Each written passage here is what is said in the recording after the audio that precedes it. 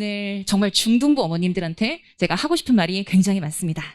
자, 오늘 고등영어 내신 및 수능 1등급이 되기 위한 준비라는 이 주제로 말씀을 드려볼 건데요. 고등학교 학부모가 아니라 중학교 학부모의 입장에서 봤을 때 고등영어 내신 1등급과 수능 1등급 뭐가 더 중요할까요? 물론 두 개 다 중요합니다. 하지만 뭐가 더 중요하냐면 제가 봤을 때 제가 직접 고등학생을 가르쳐 본 입장에서 봤을 때 수능 1등급은 수능은 3년 뒤에 벌어지는 일이에요. 지금 고등학교 1학년이라면. 하지만 고등학교 내신은요. 고등학교 들어가자마자 특히 몇몇 외고학교 자사고는 2개월을 해도 부족하거든요. 시험 대비가. 그러면 거의 들어가자마자 입학하자마자 내신 준비가 들어간다고 생각하시면 됩니다. 만약에 이 아이가 내신 대비가 충분히 되지 않았을 경우에 중간고사 끝나고 바로 기말고사. 여름방학 끝나고 바로 다시 중간, 다시 기말. 이 1년 내내 벌어지는, 이 1년 내내 치러야 하는 이 내신 시험을 이 아이가 감당을 할 수가 없어요. 이 어린 아이가. 그리고 수능 1등급은요. 절대평가입니다. 수능은. 중학교랑 똑같아요. 중학교 내신이 모든 아이들이 다 같이 시험을 잘 볼 수 있어요. 나도 잘 볼 수 있고 옆에 친구, 저 친구도 다 잘 볼 수 있어요. 그런데 고등영어는 상대평가입니다. 만약에 우리 아이가 전교 300명 그 학교에 갔다.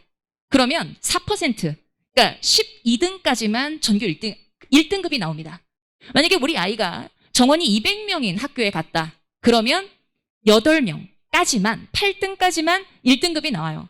정말 날고 기는 아이들이 모인 이 학교에서 우리 아이가 영어를 못해서 2등급, 3등급, 4등급이 아니라 정말 그 한 끗 0.1점 차이로 우리 아이가 1등급을 못 맞을 수 있습니다.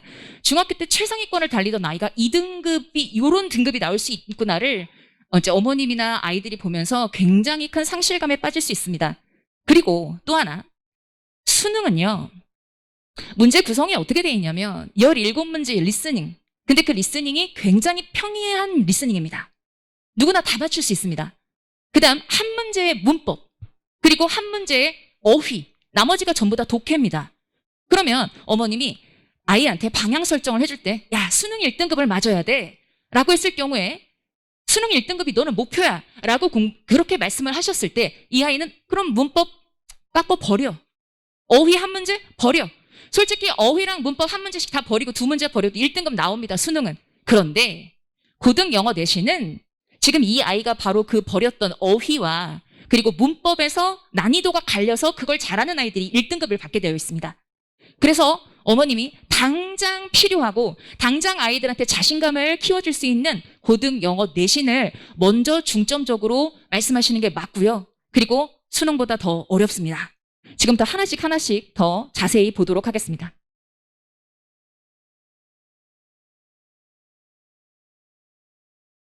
네, 오케이.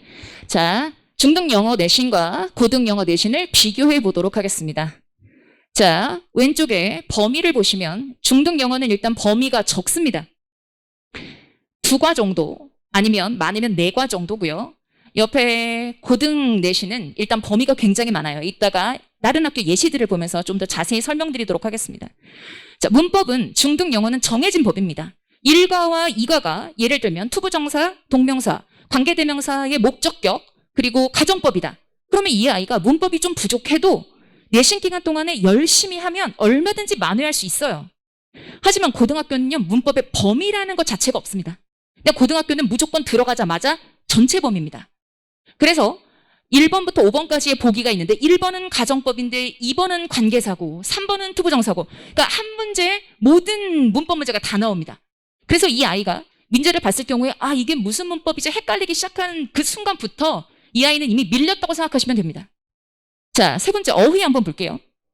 중학교는 교과서에 나오는 어휘이거나 아니면 학교에서 배부되는 학습지에 있는 단어에 충실하면 해낼 수 있습니다. 하지만 고등학교는요. 그것뿐만이 아니라 동의어, 반의어 등 기본 실력이 아주 중요합니다. 서술형. 하필 우리 아이들이 코로나 세대여서 고등학교에 들어가기 전에 서술형을 좀 연습을 좀 했었어야 되는데 코로나로 서술형이 없거나 아니면 있어도 단순 영작으로 끝나는 경우가 많았습니다. 하지만 고등학교는 단순 영작에서 끝나는 게 아니라 위에 지문을 보고 주제를 영어로 작성하세요. 라던가 아니면 자, 다음을 영작하되 어휘를 문법에 바꿔서 변형해서 영작하세요. 이런 문제들이 많이 나올 겁니다. 자, 외부 지문입니다. 이거 어머님들이 조심하셔야 되는데 외부 지문의 정의가 중학교 때와 고등학교 때 달라집니다. 중학교 때 외부 지문이라는 건 뭐냐면 학습지로 이미 나눠줘요, 학교에서. 그러면 그걸 열심히 공부하면 그냥 맞추면 됩니다. 그런데 고등학교 때 외부 지문은 그냥 사전 공지가 없습니다. 그래서 전체 예를 들어 30문제 중에 그중에 5문제는 외부 지문이야. 아, 그럼 그 5문제는 내가 기본 실력으로 풀어야 되는 거구나 라고 생각하시면 되겠습니다. 그 다음 리스닝 한번 가볼게요. 자, 리스닝을 아마 가장 무시할 수 있는 부분이라고 생각됩니다. 왜냐하면 수능 17문제의 리스닝이 너무 쉽기 때문에. 자, 중학교 때는 리스닝이 없거나 아니면 EBS 사실은 전국 듣기 평가가 있었거든요. 근데 코로나로 작년부터 아이들이 어떤 날은 학교를 등교를 하고 못 가고 이러다 보니까 이거를 이렇게 빼버렸어요. 빼버리는 학교가 대부분이었습니다. 자, 고등학교 때에는 리스닝이 없거나 있으면 고난이도 리스닝, 특히 그냥 1, 2, 3, 4, 5번 중에서 보기에서 고르는 그런 리스닝이 아니라 딕테이션까지, 딕테이션으로 유명한 학교가 진명여고죠. 자, 지금부터 하나씩 주요 고등학교의 내신 범위를 한번 보도록 하겠습니다. 양천구입니다. 양천구가 이번에 기말고사 때 듣기 때문에 정말 곤욕을 치렀습니다. 너무너무나 유명한, 너무 어려워서 아이들이 너무 힘들었던 그러한 시험이었고요. 교과서, 모의고사, 외부지문. 외부지문이 9문제이고요. 기본 실력이 없으면 그냥 버틸 수가 없습니다. 1등급이 뭡니까? 쳐다보지도 못합니다. 자, 이번에 특히 듣기와 외부 독해 지문이 특히 어려워서 외부 지문은 어디서 나왔나 하고 막 찾아봤더니 EBS 4주 특강 고난도 신유형에서 문제를 냈거나 이 토플 지문에서 발췌를 했더라고요. 양천구에서. 자, 그리고 듣기의 경우는 영어 뉴스가 나왔습니다.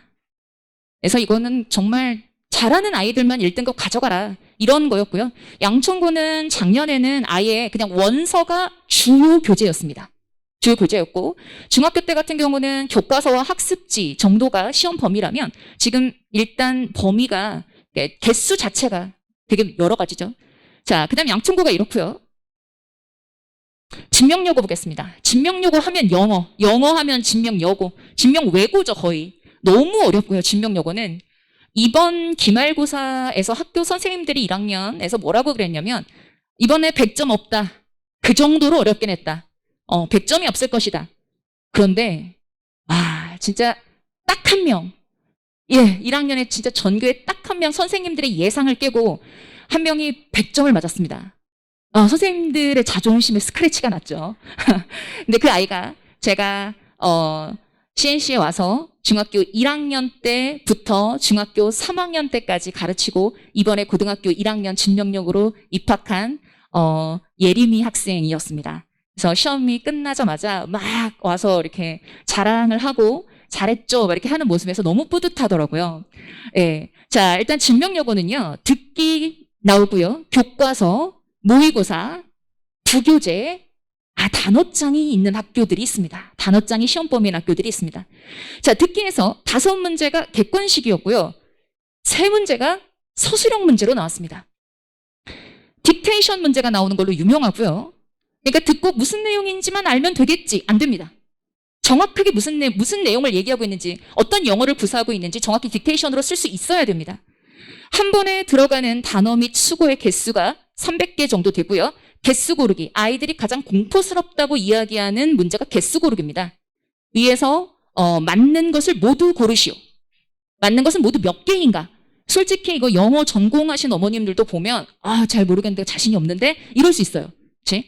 자, 그 다음 보겠습니다. 강서고입니다. 자, 교과서, 모의고사, 부교재, 외부지문. 고등학교는 모든 거의 학교가 저렇게 범위가 다양하구나 라고 생각하시면 되겠고, 강서구는 대표적인 수능형 시험 문제 스타일이고요. 교재의 어휘를 싹 다 어려운 어휘로 바꿔 출제합니다. 중학교 때 생각을 하면서 열심히 이 지문을 공부하면 되겠지? 아니요, 새로운 지문이 보입니다. 단어가 다 바뀌었고요. 그 단어가 바꾼 그 단어가 맞는지 틀린지를 물어보는 게 시험 문제로 나옵니다. 이따 같이 보도록 하겠습니다. 자, 외부 지문 저 두 문제가 킬러 문제죠. 저 두 문제를 맞아야 1등급이 가능합니다. 그런데 도대체 여기 이거 어디서 냈을까? 라고 막 찾아보니 원서 How We Learn이라는 원서와 The Laws of Human Nature라는 원서에서 발췌를 했습니다. 그 다음 양정구 한번 보겠습니다. 교과서, 모의고사, 부교재, 단어 부교재, 복합 클리어라는 단어 부교재를 양정구는 쓰고 있고요. 외부 지문 5문제입니다. 어휘 문제 범위는 일단 표제어만 480개고요. 이 표제어만 외우는 게 아니라 유의어, 반의어, 혼동 어휘까지 잘 알고 있어야 합니다. 역시 양정구 역시 수능형 스타일로 문제가 나오고요. 외부 지문을 위해서 평소 실력이 필요합니다. 대1고입니다. 교과서, 모의고사, 부교재. 자, 대1고도 단어 부교재가 있습니다. 해커스 복화 어원폰이라고 하는 이 단어 부교재가 있고요. 전통적으로 원래 대1고는 단어 문제가 있습니다. 500개에서 600개 정도의 단어 암기가 필요하고 부교재의 비중이 압도적이며 까다로운 서답형 출제로 유명합니다. 자, 그러면 이제 이렇게 제가 일반고만 보여드렸는데도 만만치 않구나. 아니 무슨 고등학교에서 토플 지문이 나오고 원서 지문이 나오고 영어 뉴스가 나와 라고 생각을 하실 겁니다. 특목고 자사고는 더 심합니다. 일반고가 이 정도인데. 자, 그러면 각각 영역별로 어떻게 시험 문제가 나왔으면 어떻게 대비를 해야 되는지 말씀을 드리도록 하겠습니다. 첫째, 용인외대부고 기출문제를 보시겠는데요. 용인외대부고 기출문제를 보시면 1번부터 5번까지 동의어 고르는 문제가 쫙 나오고요. 그리고 옆에 왼쪽에 보면 밑줄 친 어휘가 맞는지 틀린지를 고르는 문제입니다. 근데 아직 안 끝났어요. 자, 왼쪽에서 계속 두 낱말의 성격이 다른 것은 오른쪽에 여기 결국에는 보면 16번부터 20번, 즉 1번부터 20번까지가 싹 다 어휘 문제입니다. 어휘 문제를 어휘를 잘하지 못하면요. 근데 1번부터 20번까지 20문제가 날아간다고 생각하시면 돼요. 자, 이게 일단 용인 외대부고였고요. 자, 이제 강서구 기출문제입니다. 다음 글의 밑줄 친 부분 중 문맥상 낱말의 쓰임이 적절하지 않은 것은 자, 저기에 나와 있는 지금 A, B, C, D, E가 아까 말씀드렸다시피 원래 교재에 있던 단어를 싹 다 다른 단어, 동의어로 바꿔 놓은 겁니다. 그 다음 양정구 기출문제입니다. 다음 짝 지어진 두 단어의 관계가 나머지 4개와 다른 것은 이런 식으로 어휘 문제가 나오고 있고요. 대1고 문제입니다. 1번 다음 밑줄 친 낱말의 쓰임이 문맥상 적절하지 않은 것은 밑에 있는 문제 보면 다음 보기에 있는 두 단어의 관계와 다른 것을 있는 대로 고른 것은 이런 식의 문제가 나오고 있습니다. 자, 우리 아이들 중학교 때 어떻게 어휘를 공부를 해야 될까요? 고등에서 단어를 외울 시간이 정말 없습니다. 영어가 이 모양인데 나머지 수학과 과학은 더 날립니다. 가능하면 중학교 때 최대한 많은 것을 하고 고등학교 가서는 그 성적을 올리려고 하지 말고 유지해도 되는 정도의 영어 실력을 끌어올리고 가야 됩니다. 두 번째, 무조건 많이 외우고 고등을 가야 됩니다. 하지만 표제어만 외우면 안 됩니다. 동의어와 반의어도 필수적으로 공부를 해야지만 1등급을 받을 수 있습니다. 이제 문법 보겠습니다. 문법은 각 학교에서 가장 어렵게 그리고 1등급과 2등급을 가르는 문제로 나온다라고 생각하시면 되겠습니다. 하나고 기출문제입니다. 자, 여기 오른쪽에 17번에 다음 중 어법상 올바른 문장의 개수는 애들이 제일 어려워한다는 그 문제죠. 1번에 뭐라고 써 있는지 아세요? 0개. 네, 얼마나 답을 하나 고르는 게 너무 고민되겠죠. 네. 자, 그 다음 상산고 기출문제입니다. 자, 밑에 보시면 밑줄 친 부분 중 어법상 틀린 것은 이렇게 나오고 있습니다. 어느 학교나 문법은 다 나온다고 보시면 됩니다. 명덕 외고 기출문제입니다. 다음 중 어법상 옳은 것을 모두 고르면 정확하게 공부가 되어 있지 않고 확신이 없으면 이 답을 할 수가 없습니다. 자, 문법 공부는 어떻게 해야 될까요? 아까 말씀드렸다시피 고등 문법은 무조건 전체 범위입니다. 그러면 아까 한 문제 1번은 가정법이고 2번은 관계사고 3번은 토부정사고 모든 문법이 한 번에 다 나온다고 했는데 이걸 어떻게 해결해야 되냐? 중3 1학기, 적어도 늦어도 중3 1학기까지는 각각의 문법을 숙달해야 됩니다. 가정법 아주 잘 정리되어 있어야 되고요. 토부정사 아주 잘 정리되어 있어야 되는데 고등학교 가기 전에 반드시 해야 될 거 통합해야 됩니다.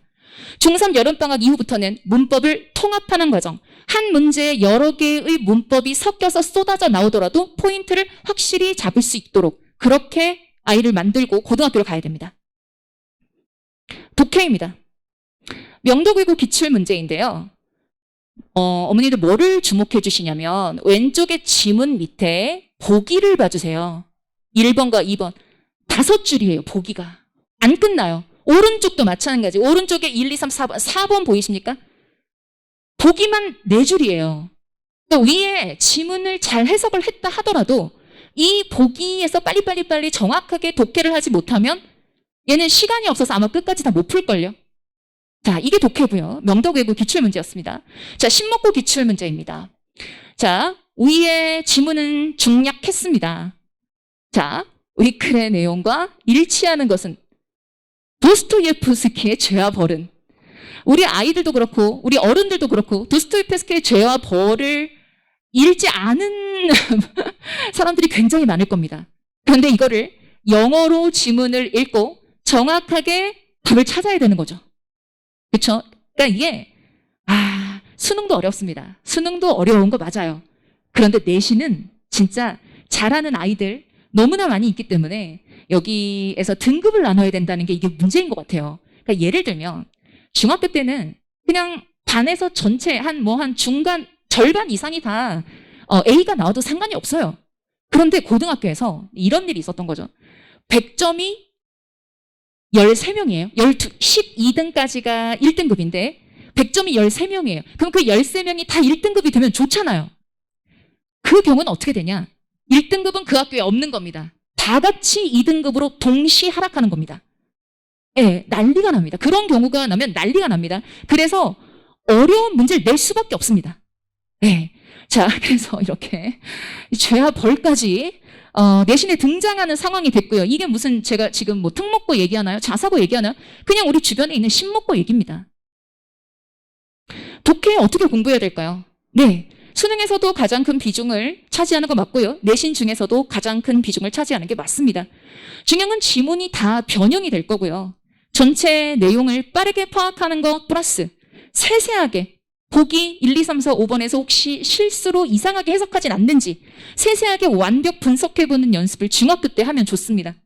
그리고 외부 지문에 대비할 수 있게 아까 보셨죠? 외부 지문에 How We Learn이라는 원서와 토플 지문 이런 것들이 나올 수 있죠. 이런 거에 이렇게 대비할 수 있게 장문과 어려운 주제를 중학교 때 연습해야 됩니다. 중학교 때. 고등학교 때 연습할 시간이 없습니다. 리스닝입니다. 자, 대원외고 기출문제 한번 보겠습니다. 왼쪽에 1번부터 오른쪽 위에 6번까지 네, 객관식 문제가 이어지고 있고요. 서답형 1번이 있네요. 듣기를 듣고 서술을 하는 겁니다. 영어로. 서답형 2번도 마찬가지입니다. 증명여고 보겠습니다. 다음을 두고 빈칸에 들어갈 단어들을 영어로 쓰세요. 이게 바로 딕테이션 문제입니다. 정확하게 듣고 정확하게 써야 됩니다. 그 다음 증명여고 기출문제. 다음을 듣고 보기에서 이것에 관해 언급되지 않은 것으로 바르게 짝지은 것을 고르세요. 이런 문제 유형은 토플과 탭스의 짬뽕형이죠. 그리고 양천고 기출문제입니다. 그 문제가 됐던 이번에 제가 이번 기말고사에서 이거 지금 가져온 문제인데요. 다음을 듣고 코비드 19에 관한 내용으로 언급되지 않은 것을 고르시오. 바로 영어 뉴스에서 발췌된 겁니다. 정말 실력 있는 애들만 맞출 수 있었겠죠. 자, 명덕외고 기출문제입니다. 다음을 듣고 강연자가 이것에 대한 해결책으로 제시한 기술이 아닌 것을 모두 고르시오. 모두 고르시오. 리스닝에서도. 네. 리스닝에서 마저도 모두 고르시오. 이렇게 나오네요. 리스닝 공부는 어떻게 해야 될까요? 수능 17문제 그거 다 맞았다고 우리 아이가 실력이 있나? 아닙니다. 절대 그렇지 않습니다. 중학교 때 영어 뉴스나 테드 토크 등의 수준 높은 리스닝 또한 딕테이션과 함께 공부를 해야 합니다. 중학교 때는 가능한 제가 여기 어머님들 여기 오셨는데 우리 아이는 그냥 고등학교 들어가서 중간만 해도 돼요. 아무도 없습니다. 다 여기 1등급 맞고 싶어서 어머님 이렇게 바쁜 시간 쪼개서 오시는 거거든요. 우리 아이가 킬러 문제 한두 문제를 맞게 하기 위해서는 그냥 수능 1등급 나오니까 이제 뭐 이게 아닙니다. 좀 더 크게 보셔야 됩니다. 자, 중학교 때 반드시 해야 하는 영어 지금까지 것들을 정리를 좀 해보겠습니다. 문법. 각 문법 반복 학습이 완벽히 된 후에 문법 통합 학습을 해야 됩니다. 리스닝, 토플, 수능, 탭스, 영자신문, 테드토크 우리 아이가 들을 수 있는 모든 다양한 것들을 중학교 때 연습을 시켜야 됩니다. 영작. 자, 영작은 어디에 필요하냐? 서술형 문제에 필요합니다. 문법적 오류 없이 영작을 하는 연습을 많이 해야 서술형에서 점수가 감점되지 않습니다. 나중에 영어를 잘하는 아이인데 왜 이거를 틀려왔지? S 빼먹었어요. 이런 거 있잖아요. 네, 그런 게 되게 심하거든요. 그리고 라이팅 및 스피킹. 자, 자사고를 갔다면 라이팅 시간이나 혹시 스피킹 타임이 따로 있을 수 있지만 일반고를 간 아이들은 라이팅과 스피킹은 보통은 정규 시간보다는 수행평가로 많이 이루어집니다. 그리고 그 수행평가는 즉석에서 하는 게 아니라 주제를 주고 집에서 연습할 시간을 주고 첨삭받을 시간을 주고 보통은 그 다음에 수행평가로 이루어지는 경우가 일반고에서는 많습니다. 서론, 본론, 결론을 갖춘 글을 써보고 또한 말하는 연습 또한 중학교 때 해보는 것이 좋습니다. 어휘는요, 네, 중학교 때 무조건 많이 외워야 됩니다. 자, 독해, 원서, 토플, 수능 물론입니다. 수능도 좋은 지문이 굉장히 많습니다만 수능의 약점이 뭐냐면 지문이 너무 짧아요. 수능 지문보다 고등학교 내신 지문이 더 길어요. 네, 그래서 수능을 잘하는 것도 좋지만 긴 지문을 그러면 어디서 발췌할 수 있느냐? 원서나 토플 같은 것의 긴 호흡의 장문 독해를 통해서 연습을 할 수 있고 그러면서 자연스럽게 다양한 주제를 접해봄으로써 논리적인 사고까지도 습득이 가능합니다.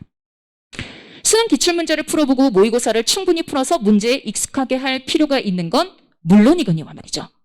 네, 자, 행운은 준비된 자에게 오는 거거든요. 우리 아이들이 고등학교에 가서 1학년 내신 시험이 굉장히 중요합니다. 1학년 내신 시험이 안 나왔을 경우에 좋은 학교에 간 아이들, 자사고나 특목고에 간 아이들은 어머님을 괴롭힐 텐데 그 어려운 학교를 가고 나서 뭐라고 하냐면 내가 여기에서 아이들 등급을 받쳐주는구나, 내가 밑에서 깔아주는구나를 느꼈을 때 전학 가고 싶다라고 하거나 아니면 자퇴를 차라리 하고 검정고시로 갈게. 그러니까 계속해서 중간고사, 기말고사가 계속 이어지잖아요. 그때마다 매번 좌절을 맛보니까 내가 여기에서 있을 이유가 있나? 나 지금 이 중간고사, 기말고사 공부하는 것보다 그냥 나 수능 공부하는 게 나을 것 같은데? 그리고 이런 말씀 많이 들어보셨을 겁니다. 그냥 정시로 준비한다. 정시로 준비하는 애들은 어떠한 애들이냐면요. 내신이 안 나와서 수시로 못 갈 것 같으니까 수시를 포기하고 그냥 정시 쪽으로 틀어버리는 거예요. 근데 우리 아이가 만약에 고등학교 1학년 들어가서 내신이 잘 나온다. 이 아이가 정시로 틀 이유가 없습니다. 양쪽 기회를 다 잡는 거죠. 수시도 잡고 정시도 잡고. 어머님이 잘못된 어떤 정보로 인해서 그냥 수능까지만 하자. 수능까지 1등급 나왔으니까 됐다. 이렇게 방향을 제시해 줄 경우에 굉장히 잠재력이 있고 고등학교 가서 1등급을 충분히 할 수 있는 아이의 날개를 꺾는 셈이 혹시 될 수 있어요. 그래서 오케이, 수능 1등급은 당연한 건데 우리 일단 내신을 잡자. 고등학교 내신은 정말 어렵다고 하고 아주 그냥 수능 정도에서 나오는 것뿐만이 아니라 뉴스나 토플 지문이나 원서 지문 여러 가지에서 발췌가 되니까 우리 중학교 때 할 수 있을 때만큼 하고 영어를 최상위로 끌어올리고 고등학교 때는 유지하는 방향으로 가보자라고 잘 안내를 어머님이 해주셔야. 아이들 아무것도 몰라요. 아무것도 모르니까 선생님 또는 어머님들이 그렇게 잘 이끌어 주셔야 되고 저 교실에서 저희도 잘 아이들이 고등학교 가서 잘 할 수 있도록 잘 대비하고 잘 이끌도록 하겠습니다. 이어서 헨리 선생님과 그리고 CNC 고등부 설명회가 있을 거고요. 어머님들 귀한 시간 내주셔서 이렇게 들어주셔서 너무 감사합니다. 특목상관 니콜이었습니다. 제 핸드아웃을 좀 펴주시면 되는데 저는 PPT를 안 쓰고 그냥 판서로 설명을 해드리려고 합니다. 저는 헨리 선생이고요. 저 분홍색으로 돼 있는 요 핸드아웃을 좀 펴주시면 되겠습니다. 제가 지난달에 설명회를 한번 했는데 그 PPT를 사용을 했거든요. 근데 이 앞에가 너무 좀 어두워가지고 제가 좀 어머님들이랑 아이 컨택이 안 되더라고요. 그래가지고 직접 그냥 설명을 해드릴 거고요.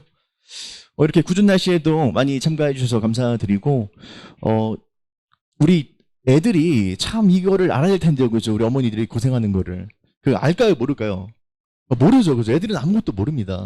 근데 이 열정이 좀 애들한테 그대로 갈 수 있도록 집에서도 좀 많은 대화를 항상 해주시고, 제가 오늘 설명해드릴 부분은 딱 두 가지를 말씀을 드릴 건데, 첫 번째는 수능에 관련해서 제가 수능 전문 강사다 보니까 수능 관련해서 말씀드리고, 두 번째 고등학교 내신 때 좀 어떻게 해야 될지 지금 좀 강론을 많이 들으셨잖아요, 맞죠?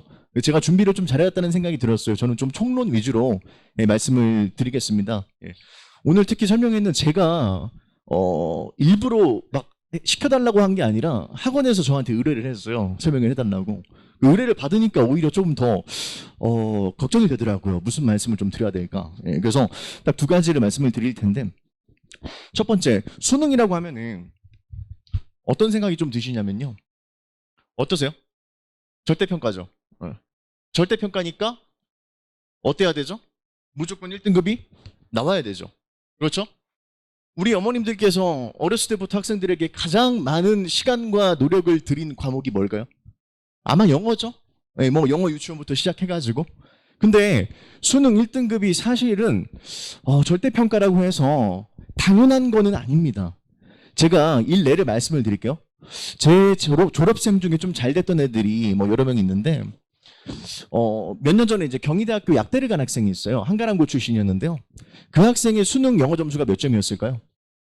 91점이었습니다. 자, 그 학생이 남학생이었는데 그 학생이 여자친구가 있었어요. 같은 학교였고요.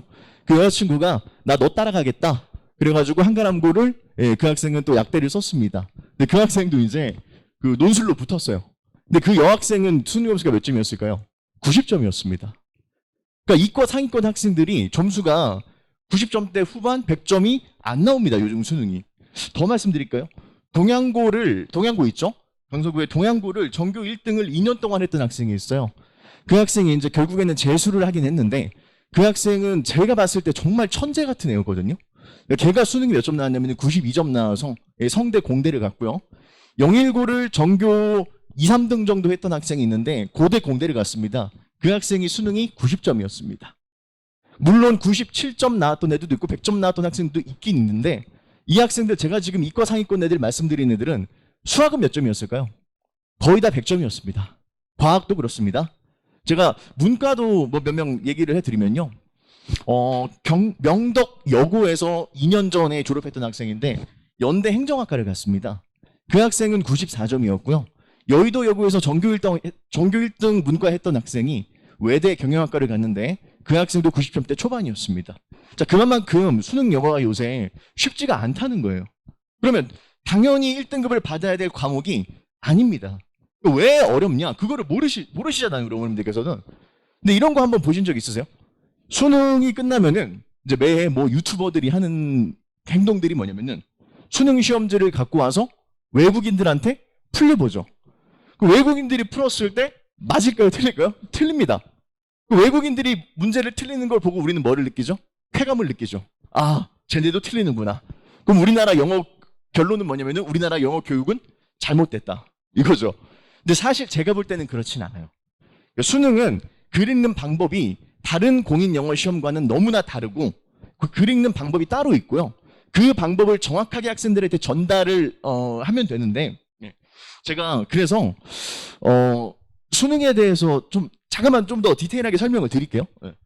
보통 수능 문제를 애들이 틀리는 게 킬러 문항이라고 하죠. 이 킬러 문항이라는 게 보통 한 6문제가 있어요. 이 31번에서 34번이 빈칸 추론 아시죠? 이게 제일 어렵고요. 실제로 이번 6월 그 고3 평가원도 오답률 1, 2, 3, 4등이 이 31번부터 34번이었어요. 이게 가장 변별력인 거고요. 그 다음에 킬러 문항이라고 하는 게 37번 순서 배열이 3점짜리가 하나 있고요. 그 다음에 39번이 문장 넣기가 3점짜리가 있어요. 그럼 이게 6문항이죠. 이게 총 배점이 17점에서 18점입니다. 그러면 이 킬러 문항에서 적어도 절반은 맞춰야지 1등급이 나온다는 얘기예요. 맞죠? 근데 만약에 2점짜리 다른 문제에서 실수가 한 문항이라도 있으면은 킬러 문항을 4문항을 맞춰야 되는 거예요. 1등급이 나오려면. 그러니까 애들이 쉽지 않아요. 그럼 이 킬러 문항이 뭔데 이렇게 어렵냐? 그거 하실 텐데 제가 그래서 설명회에서 최초로 저도 이제 설명회를 많이 다니는데 최초로 어머님들 앞에서 빈칸 한번 풀어보겠습니다. 왜 이게 어려운가를 이해를 한번 해보셔야 되니까 우리 애들이 얼마나 어려울지를 한번 느껴주세요. 제가 지금 촬영이 좀 되고 있는 상황이죠. 자, 이 순간만큼 좀 카메라 좀 끄고 싶긴 한데 왜냐면 저만 알고 싶어서 이거는 수능이라는 게요. 아카데믹한 글입니다. 다 학문적인 글이고요. 이 수능은 글의 논리라는 거 이런 거 들어보셨죠, 그렇죠? 근데 이제 강사들마다 이 논리에 대해서 막 되게 장황하게 설명하는 강사들이 많은데 사실 별거 아니에요. 논리는 2가지밖에 없습니다. 자, 무슨 논리가 있냐면요. 플러스 논리가 있고요. 마이너스 논리가 있어요. 이건 정의 논리고요. 이건 반의 논리죠. 이게 뭐냐면은 반의 논리라고 하면은 그냥 그런 거죠. 갑자기 글이 나오다가 중간에 뭐가 나오냐면은 그러나 이런 게 나와요. however 이런 거. 그러면은 그게 반의 논리가 되는 거고 그런 게 아니라 그냥 반전 없이 쭉 가는 논리가 정의 논리인 거거든요. 그 논리는 이 2가지밖에 없어요, 사실은. 그럼 어떤 논리가 더 쉬울까요? 플러스가 쉬울까요? 마이너스가 더 쉬울까요? 한번 생각해 보시겠습니까? 뭐가 쉬울 것 같아요? 마이너스가 쉬운가요? 마이너스가 더 쉽습니다.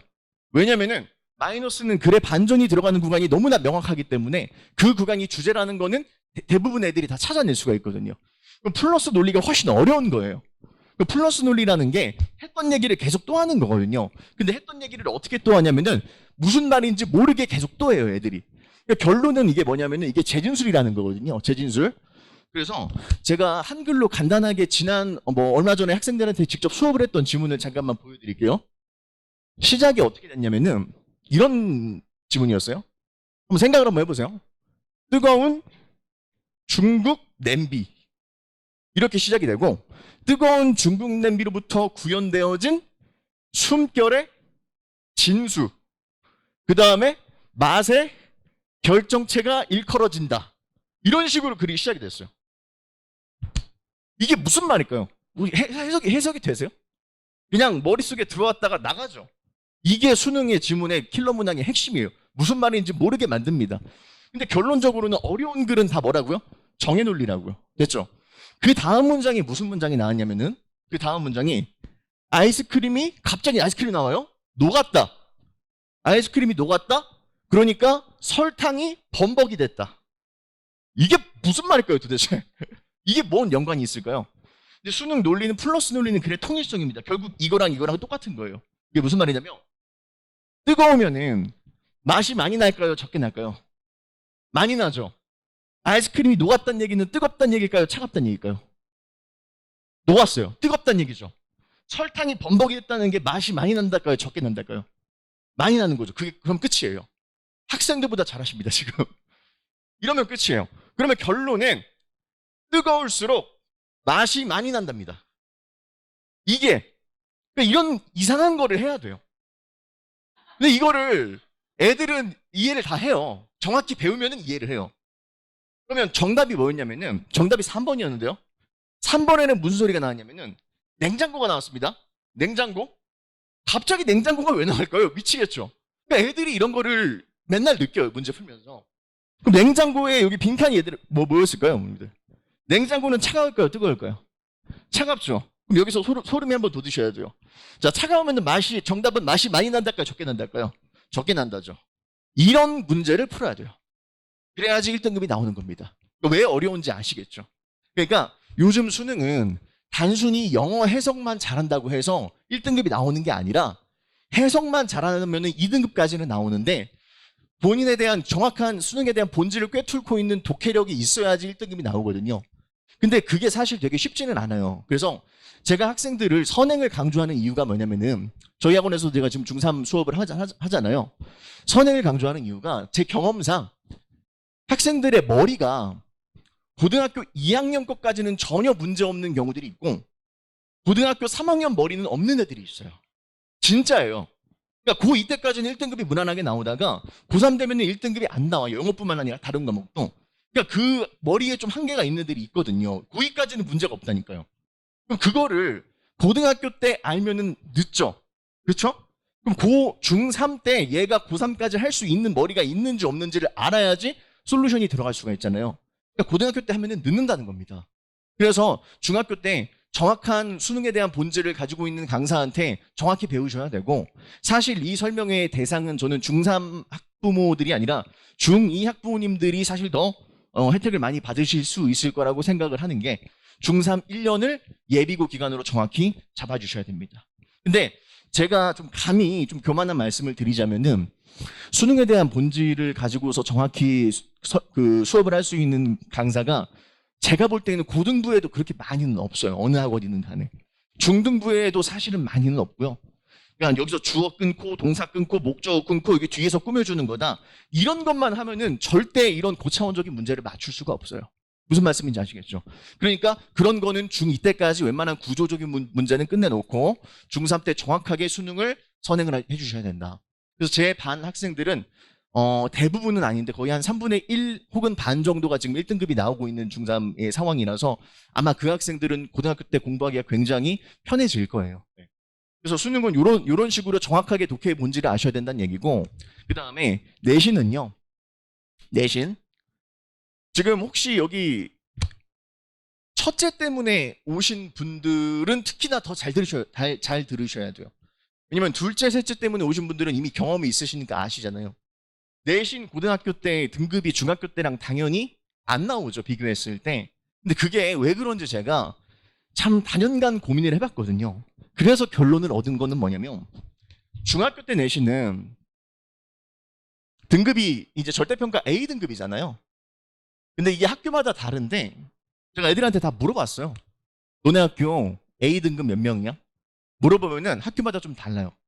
근데 60%가 A인 학교도 있고 30% 혹은 40% 정도가 평균 A 등급이에요. 맞죠? 그러면 40%가 A 등급인데 고등학교 때에는 아까 설명 들으셨잖아요. 원래 알고 계셨죠? 1등급이 4%죠. 2등급은 몇 %죠? 11%죠. 그렇죠? 3등급은 23%입니다. 4등급은 관심 없으시죠? 예, 예. 그러면 이게 왜 등급이 안 나오는지 아시겠죠? 40%면은 A가 4등급까지 혹은 그 이하까지 갈 수 있다는 얘기입니다. 그래서 제가 경험상 기준을 중학교 때 등급을 나누는데 이렇게 나눠야 돼요. 그러니까 A도 A1이 있고요. 다 같은 A가 아니에요. A2가 있고요. A2, A3가 있고 A4가 있어요. 아는 애들. 여기에 밑줄이 그어져 있으면 왜 이거를 내는지 아는 애들. 그런 애들이 여기에 속한다고 저는 생각하고, 그 다음에 이제 세 번째가 뭐냐면요. 세 번째가 영작이 자유롭게 가능한 애들. 그러니까 영작이라는 게 사실은 이 두 가지가 핵심이거든요. 구와 절을 가지고 놀 수 있어야 돼요. 투부정사나 관계대명사나 분사 구문이나 기타 등등을 써가지고 영작을 한글로 봐서 쓸 수 있는 애들. 그런 애들이 A1이 아니라 저는 A2에 속한다고 생각을 해요. 경험상.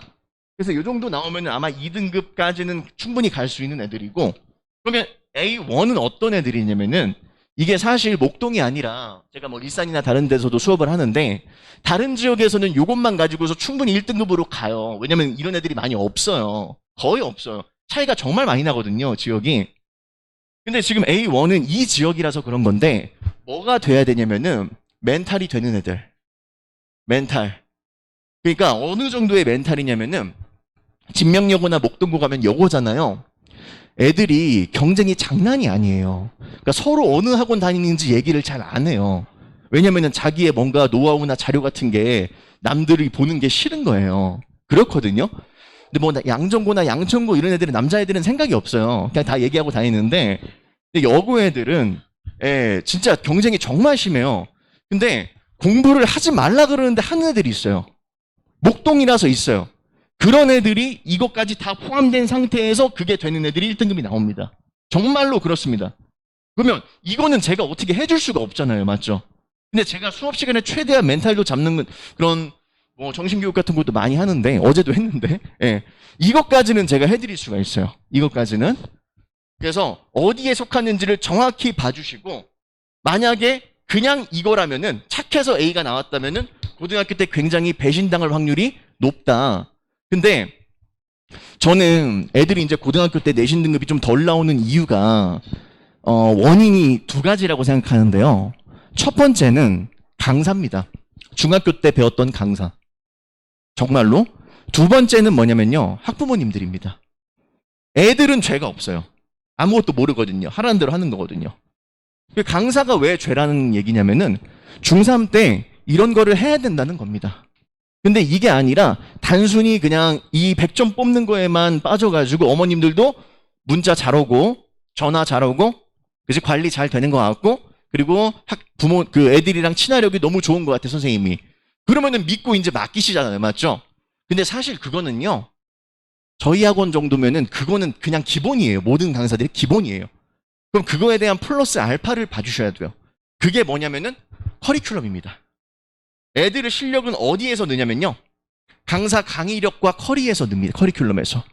그럼 정확히 이 방향으로 커리큘럼이 구성이 돼 있는지 그거를 관심을 많이 가져주셔야 되고 학원에서 전화 오는 거, 문자 오는 거는 기본이고 우리 애가 뭐를 배우는지를 정확히 알고 계셔야 돼요. 무슨 말씀인지 아시겠죠? 그래서 다 이쪽으로 좀 올라갔으면 좋겠고요. 그래서 여기에서 이제 제가 뭐를 애들한테 가르치는지 지금 그거를 잠깐만 보여드리고 이제 마무리를 좀 하겠습니다.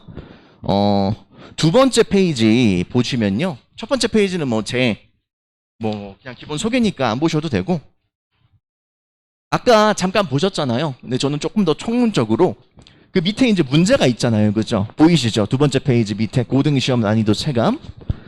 오른쪽 문제는 우리 학교 다닐 때도 있었죠. 밑줄 긋고 그 문법 문제. 이거는 모의고사 문제입니다. 왼쪽이 서술형 어법 문제입니다. 고등학교 때. 그러니까 이게 진명요구 문제인데요. 진명요구만 이렇게 나오는 게 아니라 다른 학교 다 이렇게 나와요. 무슨 말씀인지 아시겠죠? 근데 밑줄이 무지막지하게 쳐져 있죠.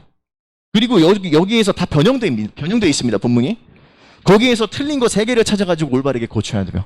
이게 6점짜리 문제입니다. 그러니까 어떻게 수업을 중학교 때 해야 되냐면은 저는 이제 애들한테 문법 패턴을 알려주고 그냥 문법 답만 찍으면 저한테 혼나요. 수업 시간에.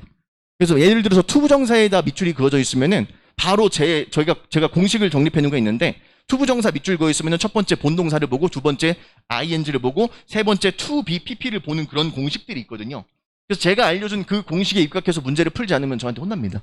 그래서 이게 문법을 스스로 분석하는 능력을 애들이 못하니까 제가 머릿속에 강제로 주입을 시켜주는 것이고요.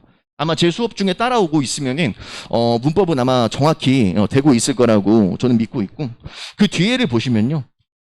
그 뒤에 이제 서술형 문제를 제가 2문제를 집어넣어놨는데 그냥 중학교 때에는 지문에 밑줄 그거 있고 그거 그냥 쓰는 거잖아요. 맞죠? 그냥 암기력 테스트인데 근데 그게 아니라 오른쪽 위에 있는 문제처럼 본인이 여기에다가 정확히 이 단어들을 가지고서 집어넣을 수가 있어야 돼요. 그러니까 영작 실력이 정말 중요하다는 얘기고요. 밑에 문제 같은 경우에도 요약문이 왼쪽에 있잖아요. 맞죠? A랑 B에 어형을 맞춰가지고 정확하게 문장을 써낼 수 있는 능력. 그게 있어야지 당연히 되게 경쟁을 해볼 수가 있겠죠. 맞죠? 그러면 이거를 위해서 저는 어떻게 대비를 수업 시간에 지금 시키고 있느냐? 그 뒤에를 좀 잠깐 봐주시면요.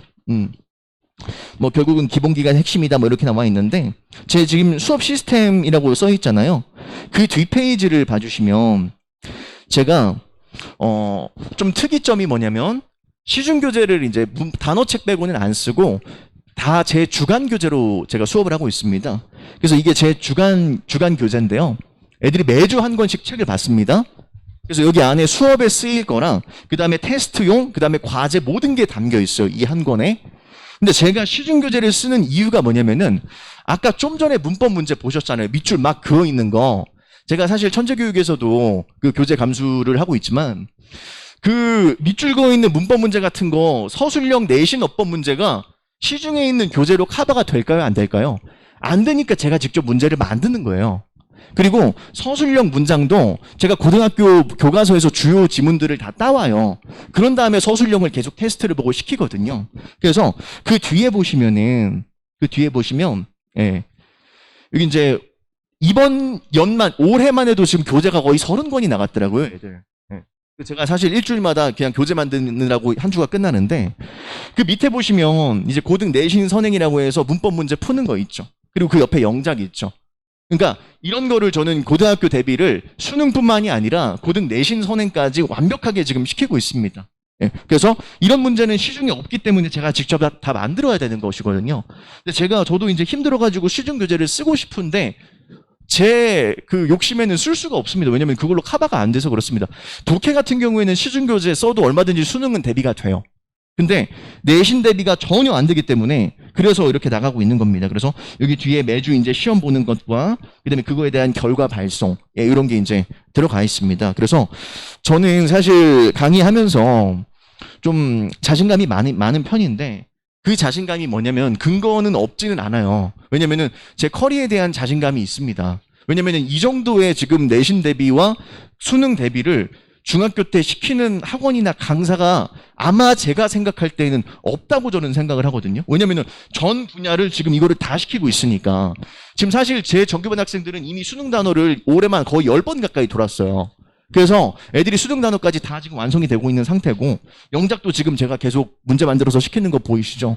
그런 식으로 지금 진행을 하고 있습니다. 그래서 우리 학부모님들께서 그 앞으로 학생들을 지도할 때 가장 중요한 게 중3 때 특히 어떤 강사한테 배우느냐가 정말 미래를 좌우한다고 저는 생각을 하고, 예. 만약에 제가 뭐 내년이나 뭐 내후년에 학생들을 지도할 그런 기회가 있다면은, 예, 정말 어디에도 없는 커리큘럼과 강의력으로 제가 지도를 할 테니까 잘 맡겨주시면은 되고요. 혹시나 뭐 질문 사항 같은 거 있으신 분 계신가요? 뭐 어느 분야든 상관없이? 제가 고등학교 그 내신 대비도 이 양천구랑 강서구, 그다음에 구로구, 영등포구까지 모든 학교를 다 대비를 해봤어요. 왜냐면 저는 지금 저희 학원에서 7개월 정도 됐는데 원래 고등부 강사니까 모든 학교를 다 대비를 해봤고 그거에 맞춰서 혹시 질문이 있으신 분들께서는 저한테 제가 뒤에 그 전화번호도 집어넣어놨거든요. 혹시나 뭔가 좀 해결이 안 되는 요소들이 있다. 그럼 하시면은 문자를 좀 주시면은 제가 아는 한 최대한 성심껏 답변을 드리도록 하겠습니다. 저는 일단 여기까지 말씀을 드리고 도움이 좀 되셨는지 모르겠습니다. 되셨나요? 딱 한마디만 더 드려갈게요. 딱 한마디만. 제가 중등부 수업을 하기로 결심을 했던 이유가 뭐냐면요. 고등부가 너무 힘들기도 하고 매너리즘이 좀 오기도 한 건 사실이 있는데요. 그거보다 더 우선되는 이유가 고등학교 때 제가 애들을 변화시키려고 많이 노력을 해봤습니다. 그러니까 중학교 때 잘했던 애들은 고등학교 때 잘 가잖아요. 근데 중학교 때 안 했던 애들이 이제 고등학교 때 와가지고 공부해보겠다고 열심히 노력을 해요. 근데 노력을 하는데 안 되는 애들이 저는 가장 마음이 아팠거든요. 근데 노력을 했는데 왜 안 되느냐? 기본기가 너무 부족하니까 당연히 안 되는 거예요. 그래서 노력은 하는데 내신은 안 되니까 괜히 자신감이랑 자존감만 떨어지고 그런 상황들이 계속 악순환이 반복이 되면서 내가 애들 고등학생들을 바꿀 수 있는 데에는 한계가 있다는 걸 저는 절감을 하고 그러면은 해결책은 무엇이냐? 애초에 중학교 때부터 애들을 완벽하게 만들어놔야 되겠다. 그 욕심으로 제가 중등부 수업을 하게 된 겁니다. 그래서 지금 제가 수업을 하면서 항상 퇴근을 할 때마다 가장 보람이 느껴지는 때가 언제냐면은 화요일과 목요일입니다. 그게 저희 학원에서 나갈 때 진짜 그래요. 왜냐면은 고등학생들보다 지금 목동 이 지역의 상위권 학생들이 훨씬 더 제 말에 집중도 잘해주시고 부모님들께서도 저를 답답하게 하는 경우가 없습니다. 저보다 더 잘 아시고 그러니까 제가 너무 편하고 재밌고 그리고 저는 수업과 관리와 그다음에 교재에만 집중해서 할 수 있는 그런 체계가 만들어졌거든요. 그래서 그거에 대해서 제가 좀 많이 보람을 느끼고 있고 내년에도 계속 수업을 할 예정이니까 그렇게 관심을 좀 가져주시면 감사드리겠습니다. 일단 저는 여기까지 말씀드리고 도움이 좀 되셨으면 좋겠습니다. 도움 되셨나요? 예, 감사드립니다. 예, 내려가겠습니다. 습니다. 안녕하십니까? 저는 이제 하이CNC 영어과 대표 강사이자 1타 강사, 가장 많은 인원 가르치고 있는 정세영이라고 합니다. 반갑습니다. 앞에서 중등관 선생님 두 분께서 너무나 좋은 얘기 해주셔서 제가 겹치는 얘기는 좀 빠르게 넘어가고 저는 이제 오늘 좀 현실 그리고 앞으로 남은 이제 기간 동안 뭘 준비하면 가장 좋은가. 현재 지금 저는 이제 고등부를 목동에서 가르치고 있기 때문에 그런 부분에 대해서 좀 전달드리고 싶어요. 이제 제 아이들 가르치는 목표는 뭐냐면 고등학교 과정이 이제 입시의 마지막 단계잖아요. 그래서 아이들이 영어 배우면서 1학년 때 그만두건 2학년 때 그만두건 3학년까지 하고 그만두건 영어는 마지막으로 배웠다. 다시는 학원 그만두고 영어학원을 돈 주고 가지 않는다. 너의 영어학원의 마지막, 영어의 마지막 선생이 되는 게 꿈이고 그 목표로 아이들 가르치고 있고요. 제가 수업하는 영상과 그 다음에 이제 썰강이라고 하죠. 중간중간 강의 클립을 제 유튜브 채널에 올려놓습니다. 그래서 JYOBABY, JO 베이비입니다. 한번 검색하시고 구독과 좋아요 누르시면 굉장히 좋을 것 같아요. 네. 저는 이제 팀 수업을 하고 있기 때문에 저희 팀원 선생님들 소개고요. 일단은 이제 오늘 말할 게 이렇게인데 막 그렇게 길게 하지는 않고 빠르게 한번 진행해 보겠습니다. 수시, 정시. 당연히 고1이면 입학하기 전에 수시가 우리의 목표입니다. 그렇지만 이제 현실은 이제 방금 앞에서도 헨리 쌤 말씀하셨지만 A 등급이라고 해서 고등학교 가서 다 1등급을 맞지는 않아요. 실제로 비율이 4%이기 때문에 현실을 말씀드리면 여기 계신 어머님들 자제분 중에 이 자리에 앉아있는 모두가 다 1등급 맞지는 않습니다. 그래서 그게 현실이거든요. 그리고 이건 이제 오늘 8월 15일자 기사인데요. YTN 출처고 정시 비율이 서울권 15개 대학의 비율이 45%입니다. 정시 비율이 굉장히 높아졌고 이 추세가 계속 이어지겠죠. 그럼 이 얘기, 아이들은 이제 수시로 대학을 가느냐 정시로 대학을 가느냐 했을 때 수시는 당연히 목표인데요. 고등학교 내신을 잘 받아가지고 수시로 가려는 게. 근데 현실은 또 그렇지만은 않습니다. 아이들이 중학교 때는 영어가 다 A였는데 갑자기 고등학교 올라오니까 3등급, 4등급. 그렇게 되면 아이들이 2학년 1학기, 총 5번의 등급 합으로 수시를 쓰잖아요. 근데 2학년 1학기가 되면 3번째 등급까지 나온 거기 때문에 이제 2등급으로 나는 내가 원하는 대학 갈 수 없겠다. 라고 이제 판단이 되겠죠. 그럼 이제 그제서야 정시로 전환하는 경우가 많습니다. 우리가 속어로 정시 워리어 뭐 이런 얘기 하는데 이게 중요한 게 자발적 선택이냐. 나는 애초에 정시로 갈 거였다. 이런 건 아니죠, 사실. 원하는 대학에 원하는 목표 등급이 나오지 않기 때문에 어쩔 수 없이 선택을 하게 됩니다. 이때 좀 이상적인 케이스는 뭐냐면 대치원 분당이건 우리 목동이건 그런 아이들은 좀 있는데요. 모의고사 애초에 다 1등급인 거예요. 국어, 수학, 영어, 탐구까지. 심지어 고3 걸 봐도 1등급입니다. 근데 그 아이가 수능형 모의고사는 1등급인데 내신 4등급이거든요. 그럼 그 아이한테 선택권은 당연히 정시가 유리한 거예요. 근데 이게 방금 말씀드렸지만 자발적 선택이 아니고 억지로 끌려간 거잖아요. 내신도 4등급인데 모의고사도 봤더니 모의고사도 4등급인 경우가 엄청 많습니다. 이제서야 선생님 저는 정시 준비할래요 라고 하는 게 대부분 도피성이 많아요. 그냥 내신을 10번을 봐야 되는데 굉장히 힘듭니다. 이렇게 잘 준비하고 이렇게 보면 되겠지만 사실 모든 아이들이 경쟁하고 줄 세우기잖아요. 10번이 거의 피말리는 싸움입니다. 특히나 의대, 약대, 한의대 가고 싶은 아이들은 1점을 맞춰야 되기 때문에 정말 피말리는 싸움이거든요. 그래서 모의고사 성적이 잘 안 나오고 내신도 잘 안 나올 때 도피성으로 정시를 선택한 아이들은 제 경험상, 제가 이제 가르친 지 10년이 됐는데요. 제 경험상 결과가 다 좋지 않았습니다. 나중에 향후 1년 반 뒤, 2년 뒤쯤에 우리 아이가 엄마 나 정시할래 라고 할 때는 반드시 그 아이의 학습 과정을 알고 있는 분과 상담하셔야 돼요. 우리 아이가 공부 어떻게 하고 있죠?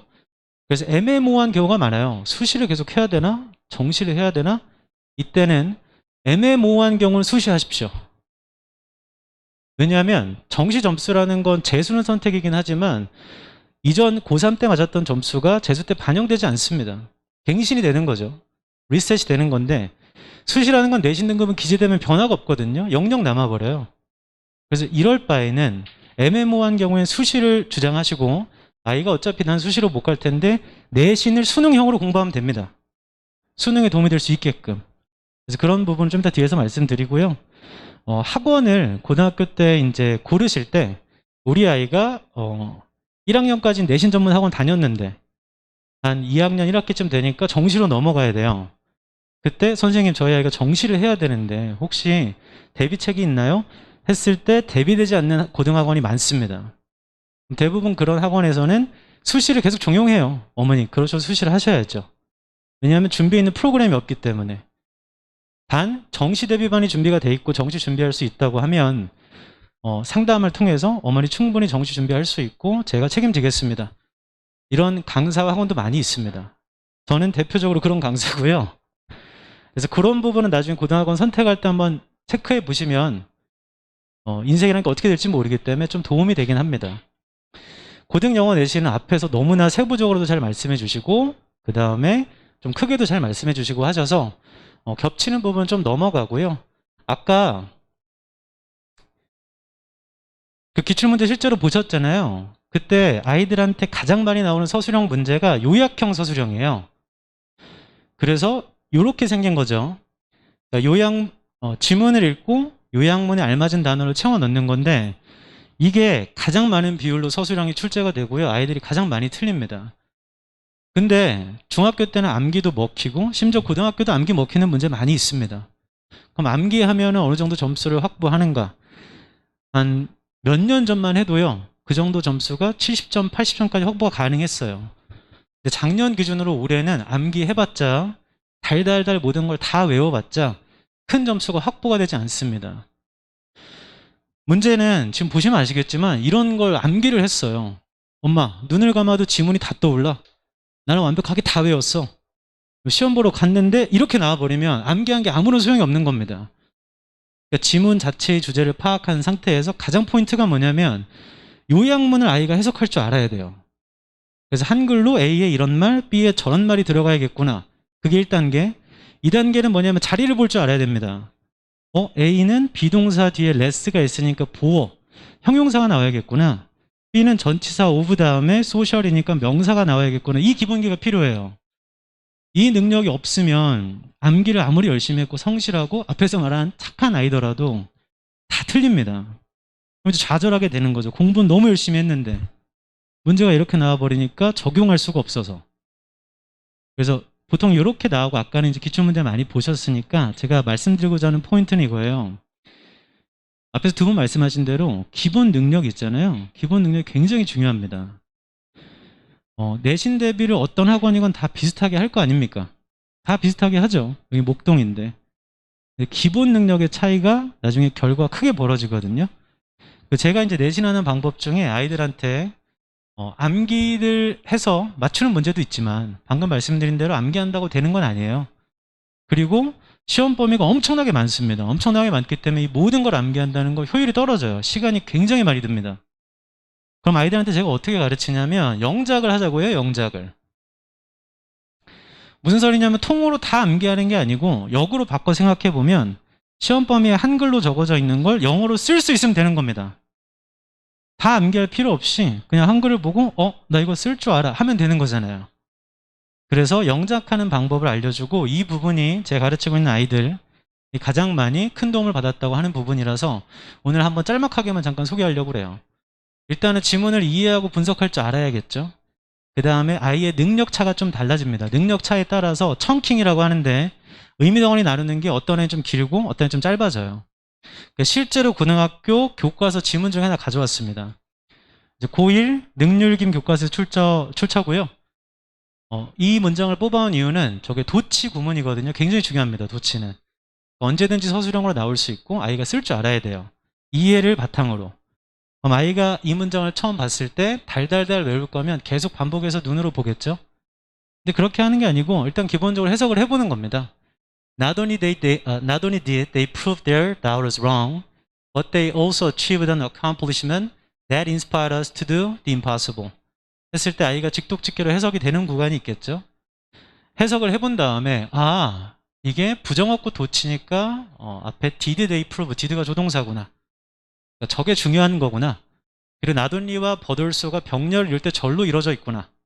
이걸 이해하고 대순 주격관되고 inspire가 오형식 동사니까 뒤에 보어로 투부정사를 썼구나 까지를 체크한 다음에 이 문장을 한글로 보는 겁니다. 그럼 실제 한글은 이렇게 생겼어요. 그럼 이제 한번 봤고 이해했고 분석했고 한글 봤으니까 써봐 하면 아무도 못 쓰죠. 이건 아무도 못 씁니다. 그래서 어떻게 하냐면 한글과 영어는 어순이 다르잖아요. 그래서 한글에다가 영어 어순의 번호를 매기게 합니다. 아까 영어가 not only did they prove로 시작을 했죠. 그래서 한글을 이렇게 그들은 증명했을 뿐만 아니라가 1번. 그 다음이 their doubt was wrong. 이 파트를 다시 또 나눠서 그러니까 한글에서 나눈 겁니다. 의심하던 사람들이 틀렸다고. 그리고 그 다음이 뭐 또한 업적을 잃었다. 그리고 마지막에 이렇게까지 해서 어순을 나누게 시켜요. 그런 다음에 이걸 말로 반복시킵니다. 말로 어떻게 반복시키냐면요. 아이들한테 그냥 영어를 보게 해요. 그 다음에 아까 첫 번째가 그들은 입증했을 뿐만 아니라죠. 실제로 아이들한테 그들은 입증했을 뿐만 아니라 뭐였지? 시작 하면 아이들이 읽습니다. 그냥 보고. Not only did they prove. 그들을 의심하는 사람이 틀렸다고. 시작 their doubt was wrong. 그들은 또한 엄청난 업적을 이뤘다. But they also achieved an accomplishment. 그냥 보고 읽는 거죠. 우리한테 불가능한 일을 하도록 고무하는 That inspired us to do the impossible. 이걸 말로 한 5회 정도 반복시켜요. 5회 정도 반복시키는데 시간이 그렇게 많이 들지 않습니다. 지금까지 말하는 과정이요. 시간이 3분이 채 안 걸립니다. 조금 길었고 중요한 문장인데도 그 다음에 아이들이 이제 이걸 덮게 시켜요. 보지 않게 시키고 바로 제가 이제 부르죠. 그들은 증명했을 뿐만 아니라 그럼 아이들이 Not only did they prove. 의심하는 사람들이 틀렸다고 하면 their doubt was wrong. 그들은 또한 업적을 이뤘다. But they also achieved an accomplishment. 라고 애들이 다 말을 해요. 영어의 실력 차이 상관없이 제가 다 불러주니까 우리에게 불가능한 일을 하도록 고무하는 That inspired us to do the impossible. 아이들이 좀 긴 문장도 4분, 5분 안에 다 처리합니다. 이건 저랑 같이 할 때 얘기고요. 혼자 저걸 하게 되면 2분, 어떤 아이 1분 반이면 다 처리하게 돼요. 그러면 이렇게 긴 문장을 만났을 때도 바로 쓰게 되는데요. 이게 포인트가 뭐냐면 그냥 눈으로 외운 아이들은 3주, 4주가 지나가잖아요. 이거 다시 보면 다시 외워야 됩니다. 왜냐하면 다 까먹었잖아요. 근데 영작으로 덩어리를 나눠서 연습한 아이들은 3주, 4주가 지나도 이거 중요한 문장이었고 나돈이로 시작했지만 기억이 나요. 중간에 스펠링 조금 실수는 있겠지만 자리가 기억이 나거든요. 본인이 나눴던 덩어리가. 그래서 3주, 4주 뒤에도 조금 틀리는 구간이 있겠지만 영작을 씁니다. 바꿔 말하면 눈으로 외우는 게 그 당시엔 더 빠르지만 영작하는 연습을 익히면요 훨씬 더 오래 기억에 남기 때문에 사실은 가장 빠른 방법이에요. 처음 접근할 땐 조금 걸리지만 가장 빠른 방법입니다. 그리고 3주 뒤, 4주 뒤에 다시 이걸 시험을 보면 이렇게 써요. 중요했던 부분 똑같이 쓰지만 초록색 형광펜 보시면 아까는 That inspired us to do the impossible 이었죠. 아이들이 한글 보고 영작을 하기 때문에 본인이 아는 식으로 바꿉니다. 저렇게. 그럼 that inspired, 주격관대라는 동사를 본인은 inspiring으로 바꾸는 거거든요. 근데 이 문장은 학교 시험에 나올 확률이 높은 문장이에요. 근데 이 아이가 이걸 이렇게 썼어요. 학교 선생님이 교과서랑 다른 애에서 틀렸다고 하면 그 선생님이 틀린 겁니다. 이게 어법적으로 틀린 부분이 전혀 없어요. 그러니까 교과서 통으로 달달 암기 안 했지만 나는 그 문장을 어법적으로 정확하게 쓸 수 있어. 이게 포인트거든요. 그럼 이 과정을 통해서 해석하는 법, 그 다음에 어법 같은 거, 기본기를 올릴 수가 있습니다. 이런 식으로 제가 진행을 하고요. 내신 대비 함정을 좀 말씀드리려고 해요. 이건 제가 하는 내신 대비 법인데요. 저 녹색으로 쳐 있는 매시간 영작 시험을 제외하고는 모든 학원이, 양천군에 존재하는 모든 학원이 다 똑같이 진행합니다. 심지어 다 똑같은 자료로. 다 똑같은 기본 베이스 되는 자료에다가 본인이 직접 만드는 자료가 따로 있어요. 이건 모든 영어 강사들이 다 그렇게 합니다. 그러면 여기서 궁금한 건 이거예요. 어떤 학원은 학교별 내신 전담 학원입니다. 그 학교만 운영하는. 어떤 학원은 저희처럼 한 교실에 다양한 학교 아이들이 모여 있어요. 그러면 상식적으로 봤을 때 그 학교 내신 전담하는 학원 아이들이 더 잘 봐줘야죠. 평균적으로 점수 높아야 됩니다. 근데 이 학교 저 학교 섞여서 내신을 하는데도 그 학교 아이들이 그 학원 아이들이 점수를 더 맞는 경우가 상당히 많거든요. 그럼 여기서 가장 궁금한 건 이거예요. 내신 점수가 안 나왔어요. 학원 바꿉니다. 왜냐면 그게 변수니까. 근데 점수가 잘 나오면 좋겠지만 또 안 나와요. 이게 도대체 뭐가 문제지? 강사 문제인가? 강사를 바꿔봅니다. 거의 같은 궤죠. 학원을 바꾸건 강사를 바꾸건.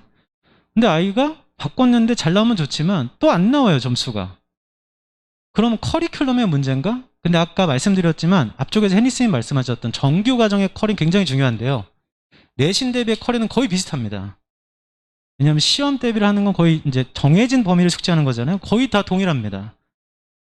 그러면 거의 다 비슷하고 거의 다 잘 준비하는데 변수가 되는 건 뭐밖에 없죠. 이렇게 하면 학생밖에 없어요. 변수는. 환경을 아무리 바꿔봤자 아이 점수가 변하지 않는다면 변수는 학생밖에 없는 거죠. 그게 포인트입니다. 이게 정말 중요한 얘기예요. 우리 아이 문제가 뭘까 하고서 학원을 막 바꿔보거든요. 근데 점수가 변하지 않으면 결국에 낙담하세요. 아, 해도 안 되나 보다. 근데 사실은 학생의 능력이 가장 큰 변수였던 거예요. 저도 내신 수업할 때 다양한 학교를 한 교실을 같이 하거든요. 근데 똑같은 학교가 있을 때 어떤 아이는 100점 맞고 어떤 아이는 95점 맞고 어떤 아이는 70점 맞아요. 똑같이 진행했는데 그 변수는 아이가 열심히 하냐 안 하냐 차이도 조금은 있겠지만 똑같은 과정을 열심히 진행했을 때 나오는 그 점수의 차이는 아이의 능력밖에 없습니다. 그럼 결론은 이거예요. 우리 아이가 어떤 학원을 가서 가장 좋은 내신 등급을 받을까? 어떤 학원을 가서 정시 준비를 잘할까? 그건 평소의 영어 능력을 향상시켜주는 학원이 최고인 겁니다. 그래서 앞쪽에도 말씀하셨지만 정규 수업 내에서 아이의 영어 실력을 올려주는 학원들 있죠? 그런 강사분들 굉장히 많습니다. 찾아보면. 그런 학원을 선배의 어머니 추천이나 아니면 친구 추천이나 아이가 저는 이제 이걸 가장 추천드리는데 시간을 좀 들이시더라도 청강을 들어보셔야 돼요. 앞만 설명 들어봐도 아이가 진짜로 실력이 오르는지 아닌지는 수업을 들어봐야 본인이 느끼는 게 좀 있거든요. 그래서 학원 고르는데 시간이 좀 걸리더라도 아이가 확실하게 잘 늘 수 있겠다라는 확신을 가질 때까지는 그 시간 좀 쓰셔도 됩니다. 좀 여유롭게. 이렇게 하시면 되는데 저 같은 경우는 심지어 이런 경우가 많아요. 방학 때 11월부터 2월 말까지 정규 수업을 하고 3월 한 둘째 주부터 내신 대비 들어가서 4월 중순 되면 중간고사 끝납니다. 그럼 중간고사를 보고 아이들이 점수가 좋은 애들이 상당히 많습니다. 그럼 아이들이 그 순간부터 어떻게 하냐면 선생님 저 정규 수업은 듣고요. 내신은 혼자 할게요. 그게 무슨 소리야? 저 내신 이제 혼자 할 수 있을 것 같아요. 그럼 저는 뭐라고 하냐면 절대 잡지 않습니다. 그래. 그럼 갔을 때 혼자서 점수 잘 나오는 아이도 있어요. 왜냐하면 그 한 번 루틴을 보고 이렇게 하는 거구나를 감을 잡고 아주 훌륭한 학생이죠. 그리고 방학 때 정규 수업을 할 때 다시 돌아오는 비율이 좀 굉장히 많아요. 바꿔 말하면 정규 수업의 퀄리티가 굉장히 좋고 만족도가 높습니다. 앞에서 헨리 쌤 말씀하셨지만 수능의 원리를 정확히 이해한 강사가 많이 없다고 했잖아요. 고등부에서 이해하는 강사가 한 분 계신 거죠. 아주 놀라운 일입니다. 그래서 이제 지금 말씀드릴 건 희망, 소망 이런 거 말고요. 지금부터 열심히 하면 잘할 수 있어. 지금부터 정말 열심히 하면 잘 맞을 거야. 그런 거 말고요. 실제 지금 어떤지, 내 아이는 정말 잘하는 건지. 아까 앞에서 잘 설명해 주셨지만 A라고 잘한다 볼 수 없습니다. 그럴 수 없어요.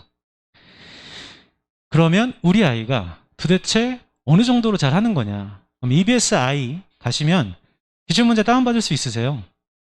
그거 뽑아서 풀어보게 하십시오. 지금 중3이니까. 그럼 풀었을 때 이런 경우 많아요. 선생님, 저희 아이 모의고사 풀어봤더니 100점 나오는데요. 1등급인데요. 뭐 수능에 대해서 더 배울 게 있나요? 시간 재서 풀어보게 하십시오. 시간 재서. 그 몇 등급이 나오는지. 그러면 그 나오는 등급과 점수가 그 아이의 객관적인 지표예요. 그 정도 실력인 겁니다. 근데 수능이라는 건 크게 보는 게 필요하죠. 대입 파악이나 간접쓰기라고 해서 작문법 등 이런 걸 보는 게 필요한데요. 내신은 좀 달라요. 내신은 앞에서도 말씀하셨지만 더 어렵거든요. 더 세부적인 능력이 필요합니다.